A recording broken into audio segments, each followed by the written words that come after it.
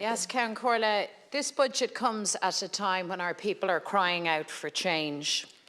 The last 2 years, as we know, have been extremely tough for workers, for families and for businesses. And this pandemic has tested us all to our very limits. It's been a time of heartache and hardship, of lost lives and lost livelihoods. It literally stopped our way of life in its tracks. It created a watershed moment when it became painfully apparent just how broken the system is and how exposed and vulnerable we have been left by decades of bad government priorities and bad government choices, by a system created by a century of rule by Fianna Fáil and Fine Gael in power. The shock of COVID-19 laid bare the dangers and consequences for every one of the frailties in housing, in healthcare and in our social protection system. And there emerged a widespread consensus during the crisis that as a country we needed different priorities and we needed to move heaven and earth to ensure that never again were we left in such a vulnerable position. And now it's budget time. And the question that needs to be answered is, has the government listened and responded to that appetite for real change? Budget 2022 could have and should have been a budget for change. It should have been a budget that put workers and families first. It should have responded to the very real problems they face in their daily lives by targeting resources where they are most needed. Budget 2022 should have been a budget to get the basics right, to get a grip on the housing crisis, to arrest extortionate rents, and to give working people a chance to buy a home that they can afford, to get people off waiting lists and into treatment, and to start building a health service that works for patients and for staff, to meet the cost of living crisis head-on, tackling the massive hike in energy bills and by slashing the costs of childcare for parents who are forking out the equivalent of a second mortgage in fees. This was an opportunity for the government to show workers and families that you see them, that you hear them, and that you will act on the things that really matter to them. But sadly, what the people got yesterday was a budget with no answers to those big questions in housing, in health, in the cost of living. And now we know that the emperors have no clothes, all three of them. This is a do-nothing budget authored by parties that are out of touch and out of ideas, authored by a government treading water, trying to distract people from your failures with the promise of tax cuts. And never has a government spent so much to achieve so very little. You've no answers, you've no urgency, and you've no leadership. Energy prices are out of control, and yet you increase carbon taxes, pushing them up further. Rents are out of control, and you have done nothing. 1 million people almost on hospital waiting lists, but still no real step change. We needed that budget that put workers and families first.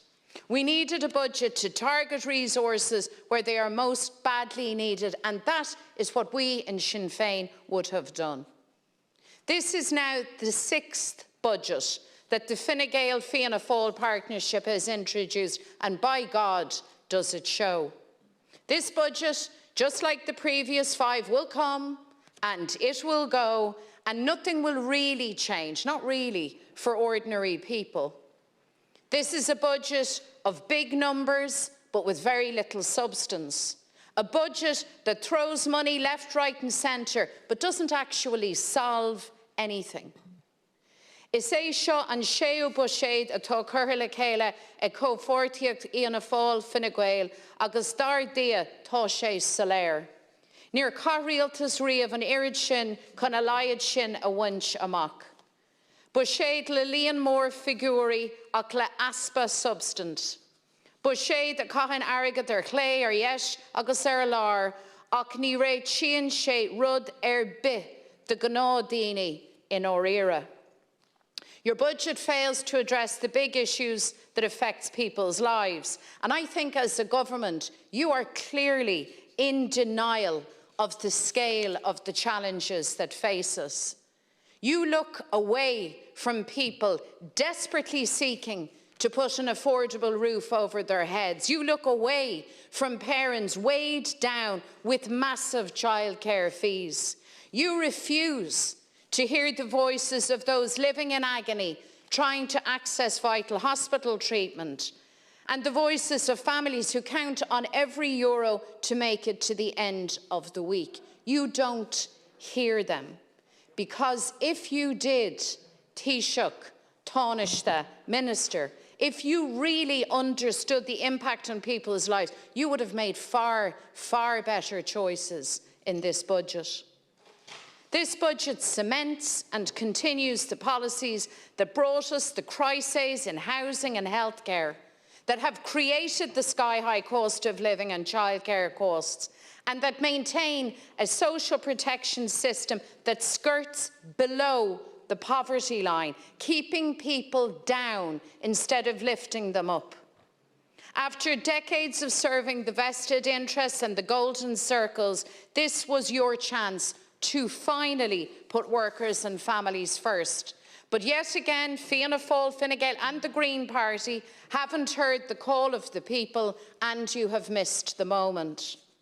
After everything our people have been through in the last year and a half, after all the reflection, all the realisations, all the claps on the back, all the articulations of the bright future we could have, you deliver a budget of more of the same. A budget drafted by claustrophobic thinking and jaded policies destined to take us no further than the shore we have crashed against time and again on your watch. A budget that perpetuates the lie that it is impossible to fix what is broken, that tells people that a housing crisis, crumbling hospitals, a crushing cost of living is just how it is, how it will always be. That a child with scoliosis or MS crying themselves to sleep in pain is just how it is. Well, I reject your cynical, stifling politics. I don't accept that things can't be fixed and made better. And I don't believe the people accept that either. Sinn Féin's budget proposals showed what should be done, what could be done, and what would be done if we had a government for change. But the problem is that you make bad choices because you have the wrong priorities. You govern on behalf of those at the top. Developers, wealthy investors, big landlords. You really can't see beyond them. And with Fianna Fáil and Fine Gael, workers and families are always pushed to the back of the queue. It is as simple as that. The crisis in housing has defined life in Ireland now for more than a decade. Rents are sky high, and the average rent in this city is €1,800 per month. People hand over a huge chunk of their wages to landlords, and they really have no chance of getting a deposit together. And yet, you have included absolutely nothing to relieve that pressure on renters, nothing that will cut rents or bring them under control. You have, however, managed to extend tax breaks for landlords and institutional investors, the very people who are charging these extortionate rents. Well, what a surprise. So out of touch and so blinkered are you to the damage you are doing that even now members of the billionaire class are calling you out. Now, I never thought, last Count Corla, that I would find myself quoting Dermot Desmond on the floor of the Dáil. But I can tell you, I never thought I would be quoting him and agreeing with him. I have to say that he is absolutely correct when he says that the international investment funds are having a laugh at Ireland's housing policy, that it is utterly insane in terms of the economy, and that it is a shocking mismanagement of public funds. Well, of course, it is no laughing matter. And it shouldn't take a billionaire to break this news to you because, of course, the ordinary people of Ireland have been screaming it at you for more than 10 years. Sinn Féin will always show up for renters. Sinn Féin would have cut rents and banned rent increases for 3 years, and be very clear that we would have shut down these tax breaks, these sweetheart arrangements for vulture funds and cuckoo funds and institutional investors. That's what a government worthy of the name in these times would have done. But you turned a blind eye and you took no action, and you have left renters to fend for themselves.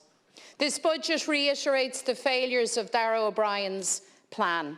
It does nothing to make homes more affordable, nothing to get families off council waiting lists, nothing to make things better for the locked-out generation. It is a rehash of the policy that will see your government deliver only 8 affordable homes this year. 8 affordable homes this year. It's the same recipe that will ensure that the housing crisis will continue and worsen. And to hear you, Minister, laud a zoned land tax at 3% with the 2-year lead-in, I think demonstrates how bereft of ideas and constructive thinking you are. It doesn't have to be this way because we can fix housing. And we can deliver homes that people can afford to buy and rent, but it will require an absolutely fundamental change from the policies dictated by developers and landlords.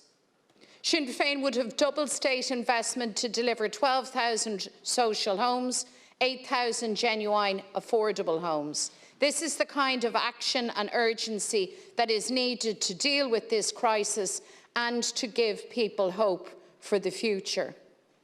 Sinn Féin also made a substantial first allocation to ensure that those homes affected and devastated by mica and pyrite, that the victims of Fianna Fáil and Fine Gael light touch regulation get full redress. 100% redress, gentlemen, and nothing less than that will do. Taoiseach, workers and families are being hammered. The cost of living is now at crisis levels. Families pay huge fees for childcare, and yet all you have done is to freeze those, if you have even managed that. Sinn Féin would have slashed those fees by 2/3 over 2 budgets. You could have done that too, by the way, but you've chosen not to. And instead you have unveiled a plan that will have very little impact and mean nothing for parents with children under the age of 3. Families will continue to pay the most expensive childcare costs in Europe. No additional help or support, no change. Another real opportunity to make a big difference has been squandered. We would provide affordable childcare for parents and deliver decent pay and secure employment for childcare workers who for too long have been left behind by successive administrations composed of yourselves currently on the government benches. Households have endured a litany of hikes in energy bills in the last year alone, and many will now see their bills shoot up between 400 and 500 euros in the coming months. I know that people now absolutely dread their winter energy bills coming through the letterbox in December and January. And what was your response to this pressure that people are under? Another hike in carbon tax. A move that will push up energy and fuel costs even further. A perverse reaction to this crisis. Carbon tax increases over the last 12 months mean a €40 increase for a fill of oil and a €3 increase for a tank of petrol. And you proceed with this hike without putting in place alternatives that allow people to transition to a low-carbon lifestyle. That's the nub of it. The truth is that under your government, vulnerable people and low-wage workers will foot the bill for this hike. And this isn't a climate measure. Get off the stage. This won't change people's behaviour. This is a con job. All this carbon tax hike will do is make poor people poorer. And it will mean particular hardship for older people and for the people of rural Ireland. That's the truth. You make a big play on the increase in fuel allowance as a means of tackling the sky-high energy bills. But the reality is that many of those hit with these massive bills won't even qualify for this payment, even with the expanded eligibility. And the biggest kick in the teeth is that any benefit from the fuel allowance increase will be all but cancelled out by your punitive carbon tax hike. So what you're giving with one hand, you're taking back with the other. Another ruse pulled from the Pascal and Michael Little box of budget tricks. Tricks designed to con people. But it won't work, because people are now wise, very wise, to the hoodwink way that Fianna Fáil and Fine Gael do business. You also peddle your tax cuts as a boost for working people. But again, the truth is that this cut will disproportionately benefit higher earners. So, for example, someone earning €30,000 can look forward to €2 additional a week. That might be the price of a cup of coffee. As they say, better in your pocket than someone else's. But this isn't going to make a dent in the cost of living. I would suggest to you that this is the very worst, cheapest form of gesture politics. People, you see, know that public money is better spent on fixing housing, tackling the crisis in healthcare, improving our schools, strengthening our public services. Because what good is a tax cut if your child can't get the operation that they so badly need? When you pay the equivalent of a second mortgage for childcare, when classrooms are overcrowded, when you are being fleeced for your rent and your energy bills. This is the wrong approach. Your approach is the wrong approach, especially at a time when strengthening our public infrastructure has never been more important. Because we cannot remain wedded to the old ways of doing things in terms of economic and industrial development. The change in our rate of corporation tax confirms this reality. While it is essential that the 12.5% rate is kept for SMEs, when it comes to attracting inward investment, we can no longer be a one-trick pony.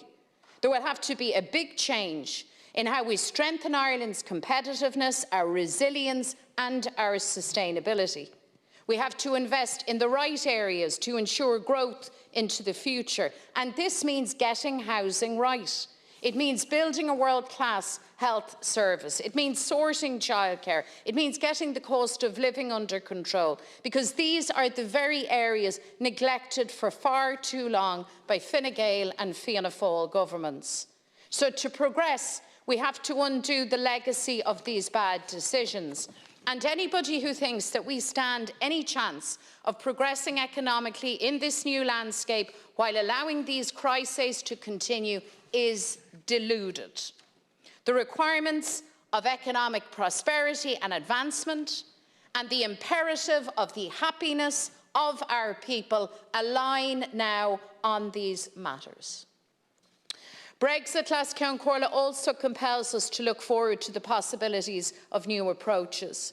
Capitalising on the increase in north-south trade and building the all-island economy is the very best response to the sabre-rattling from Tory Brexiteers. We will progress, we will succeed, and we will overcome the challenge of Brexit by unleashing the economic potential of our entire island. And agriculture is very important to this goal. This budget shows again that your government really has no plan, no ambition and no vision for the family farm. All they got is a simple rollover of existing schemes with minimalistic measures that will not come close to meeting the needs of farmers. And Budget 2022 will mark, I believe, the moment when Fianna Fáil and Fine Gael have given up any pretence that they were on the side of Ireland's family farmers. The All-Ireland dynamic is moving towards unification. And we have to prepare now for constitutional change and for a referendum. And I believe that government must lead that national conversation. That is why Sinn Féin made provision for the establishment of a citizens' assembly on Irish unity in our budgetary arithmetic. Change is in the air, and everyone who has a stake in this transformation from across our island must be involved in designing what shape that takes.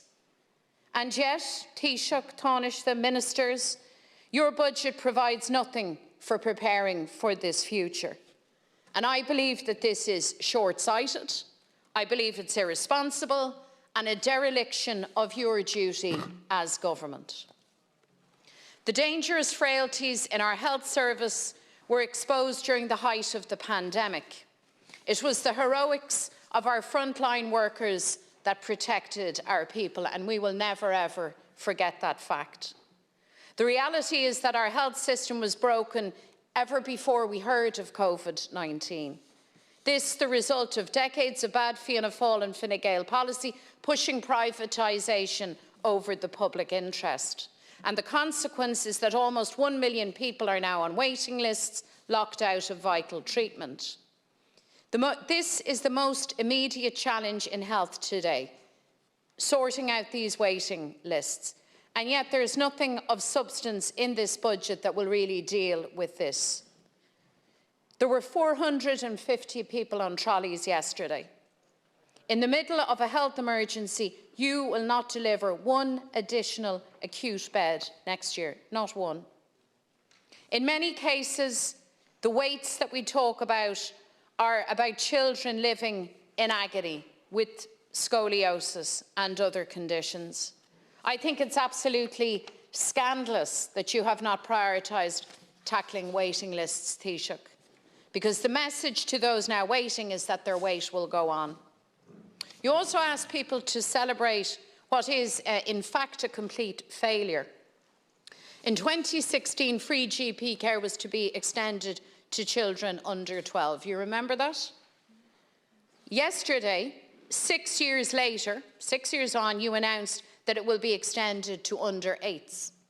Now, at this rate, the rate your government is going, the children who are supposed to be covered under this plan will have children of their own before any of this materialises. There's also nothing for student nurses and midwives.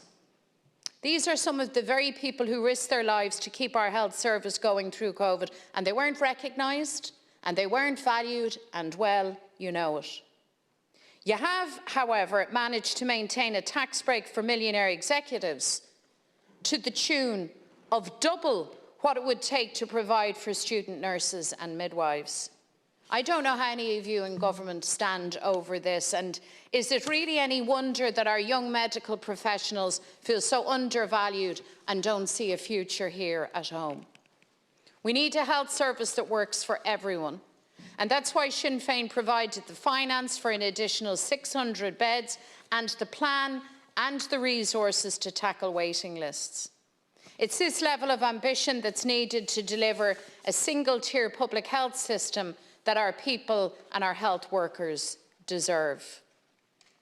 It's clear from your budget that Fianna Fáil and Fine Gael are not up to this challenge, and that it will be up to a Sinn Féin government to get this particular job done. The core purpose of social protection is to prevent poverty. However, the €5 increase doesn't go far enough, especially when you consider the rate at which the cost of living is increasing. Social welfare payments in this state fall below the poverty line, and the meagre increases you announced yesterday do little to change that reality. We would have taken a different approach. We provided for an increase of €10 for all working age payments and provided a real safety net for people who need additional support. And while the increase in the state pension is, of course, welcome, the bigger issue here is that Fianna Fáil and Fine Gael remain wedded to increasing the pension age. Let me tell you that Sinn Féin has opposed this, and we will continue to do so. We believe that when people have reached the age of 65, they've done their shift, they've worked hard, they've paid their dues, some for more than 4 decades, and that they must have a right to retire on a state pension at that age of 65, if that is their wish. A Sinn Féin government will guarantee the right of workers to retire on a pension at 65 because it's the right, it's the correct and the decent thing to do. Last Councillor, I want to make special mention of those who are often marginalised in society and forgotten by government. Communities crying out for mental health support, citizens with disabilities and our heroic carers. Even before the pandemic, we had a mental health crisis. And that's why in this budget, Sinn Féin committed to the largest investment in mental health services in the history of the state. Your commitment, by contrast, for €24 million for new measures is not enough. And even with this increase, mental health will remain chronically underfunded, and it will fail to meet the tsunami of mental health needs that we are undoubtedly facing. Sinn Féin also provided for significant investment to support our citizens with disabilities to live a fully inclusive life as equal citizens. This included additional personal assistance hours and support packages, a €10 increase in the disability allowance and the recruitment of 1,900 specialist staff to improve service, including early intervention for children with disabilities. Sadly, the government's budget is a continuation of the long failure of citizens with disabilities by the state. You could have done better, but another lesson of the pandemic, it seems, has gone unlearned by government. Our family carers are heroes. They do incredible work to fill the gaps left by successive governments in caring for vulnerable people. And let it be said, they do this work with great love, with compassion and selflessness. We welcome the decision to relax the means test for carers' allowance. That's something that we have campaigned for. But the government again falls short. You've postponed the move until June and allocated just €10 million for the purpose. A Sinn Féin budget would have opened the payment to many, many more carers by allocating €50 million to relax the means test, further address inheritance issues and introduce a pension for long-term carers. We would also have increased the annual carers support grant to €2,000. The government did not make provision for that. So much more needs to be done to change the status of carers as Ireland's forgotten frontline workers and to prevent their burnout. In this budget, people were looking for real leadership. They were looking for ambition and urgency to implement solutions to the problems they face every single day. They were looking for a government that has all too often been chaotic, to step up to the mark and to deliver just for once. Instead, what they got is a budget with no direction from a government with no vision. People were looking for hope, for a plan that would help them to believe that things will get better and that this government gets what is happening in their lives, even just a little bit. But they've been left very badly disappointed again because it turns out you don't get it at all. Instead of leadership, instead of ambition, we get another stale budget from ministers who seem to think that the crises our people face are a figment of their imagination and presided over by a Taoiseach who is content to stand idly by while a generation sees their aspirations wasted. People aren't fooled by your budget. It's just the latest chapter in Fianna Fáil and Fine Gael's effort to delay change. You may delay it, but you cannot stop it. I'm not giving up. So many of us are united by the desire for change expressed during the election and by the togetherness that has sustained our people during the COVID-19 crisis. Déan thach ahrú agus éire níos fearr a bheith I bhád uaí Fianna Fáil agus Fine Gael, ach níl na daoine I bhád uaí. We can have a better, fairer, united Ireland and a government that will truly pursue those goals. Change and a better Ireland might be beyond Fianna Fáil and Fine Gael, but change and a better Ireland is not beyond the people. Fianna Fáil and Fine Gael want to hold us back. They want you to believe that change isn't possible, but it is possible. Change is coming because that is what we want, we need, and what the people demand.